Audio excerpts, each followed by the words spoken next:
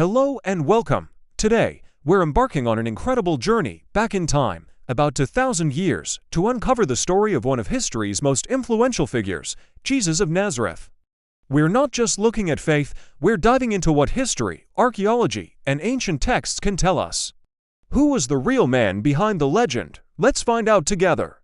Our quest begins in a world very different from our own. The 1st century was a time of great change and tension.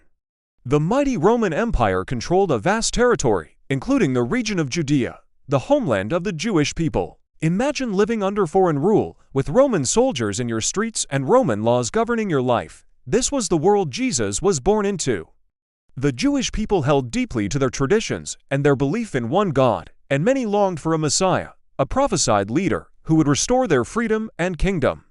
It was in this atmosphere of political unrest and spiritual hope that a child was born in the small town of Bethlehem, an event that would change the course of history. So, how do we know Jesus even existed? It's a fair question. Outside of the New Testament, there are several key historical sources. One of the most important is the Jewish historian Flavius Josephus. Writing in the late 1st century, just a few decades after Jesus' life, Josephus mentions him twice in his work Antiquities of the Jews. In one passage, he describes the execution of James, referring to him as the brother of Jesus, who was called Christ. This casual reference suggests that his readers already knew who Jesus was. Another Roman historian, Tacitus, writing in the early 2nd century, also mentions Christus. He records that Emperor Nero blamed the Great Fire of Rome on Christians, and notes that their founder, Christus, was executed by Pontius Pilate during the reign of Tiberius. These non-Christian sources provide strong evidence that Jesus was a real historical person who lived and died in 1st century Judea. They corroborate the basic framework of the story found in the Gospels. Now let's turn to archaeology. While we don't have a sign that says Jesus was here, archaeological discoveries have painted a vivid picture of the world he lived in. For years, some scholars questioned the existence of Pontius Pilate, the Roman governor who the Gospels say condemned Jesus. Then, in 1961, archaeologists at Caesarea Maritima, a major Roman port, unearthed a stone slab. Inscribed on it were the words Pontius Pilate, prefect of Judea. It was a stunning confirmation.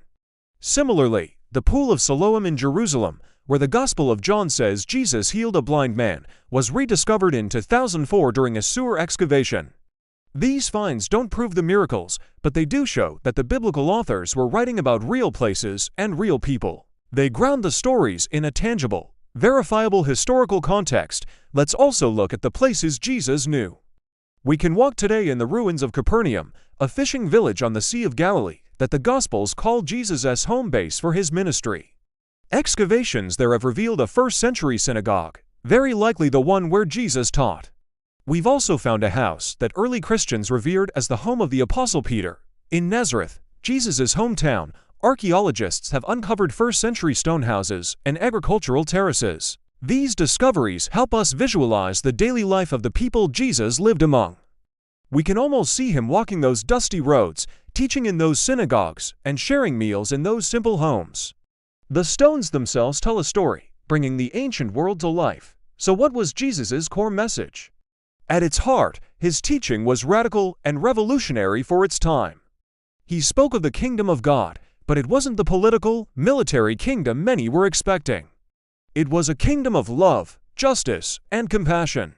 Think of the Sermon on the Mount, where he says, "Blessed are the peacemakers," and tells his followers to love their enemies. This was a profound challenge to the eye for an eye mentality of the era. He taught in parables simple, relatable stories like the Good Samaritan or the prodigal son that convey deep spiritual truths about forgiveness, mercy, and the value of every single person, especially the poor, the sick, and the outcast. He consistently broke social and religious taboos, eating with tax collectors and sinners, and treating women with a respect that was unheard of in that patriarchal society.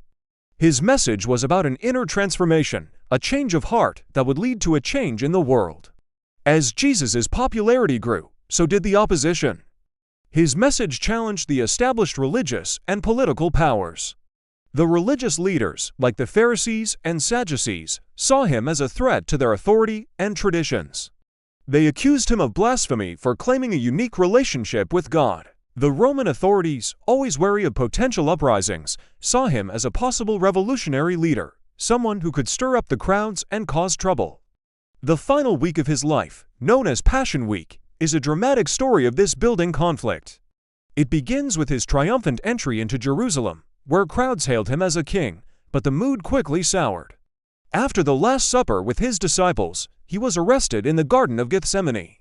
What followed was a series of trials, first before the Jewish High Court, the Sanhedrin, and then before the Roman governor, Pontius Pilate. According to the Gospels, Pilate was reluctant to execute him, finding no real crime. But under pressure from the crowd and the religious leaders, he ultimately washed his hands of the matter and sentenced Jesus to crucifixion. Crucifixion was a brutal Roman method of execution, reserved for slaves, rebels, and the worst criminals. It was designed to be a public spectacle of humiliation and agonizing death, a warning to anyone who dared to defy the power of Rome. Jesus was forced to carry his own cross to a place called Golgotha, the place of the skull, where he was crucified between two thieves.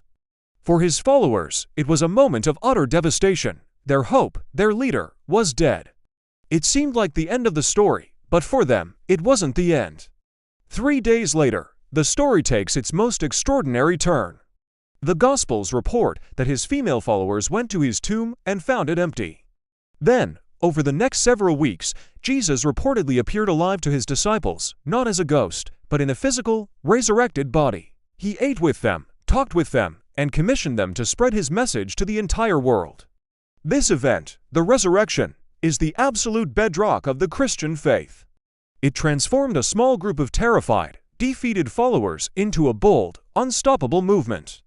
They were convinced that Jesus had conquered death itself and was truly the Son of God. This conviction gave them the courage to face persecution and even death to share what they called the good news.